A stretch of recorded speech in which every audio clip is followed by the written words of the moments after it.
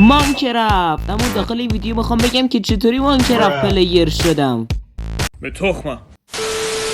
راستش داستان اونجایی شروع میشه که من فقط 5 سالم بود، مثل همیشه داشتم میرفتم پسر خالم رو اذیت کنم که یهو دیدم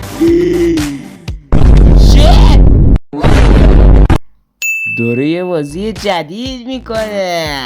ازش پرسیدم که داری چی بازی میکنی و اون داشت بر من توضیح میداد که ماینکرافت بازی میکنه و من اینطوری بودم که اوکی.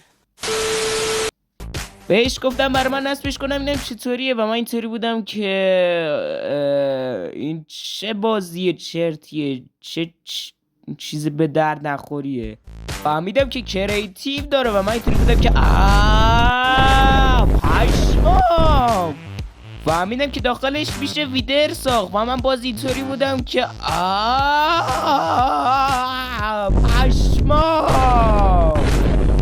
فهمیدم که داخلش میشه دروازه اند و ندر رو ساخت و من اینطوری بودم که باز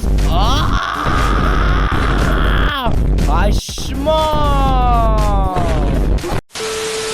این بود داستان آشنایی من با ماینکرافت و تو اگر میخوای نفر بعدی باشی که داستانش داخل ویدیو بعدی بگم حتما گل من داخل کامنتا بنویس و این که فراموش نشه عزیز دل.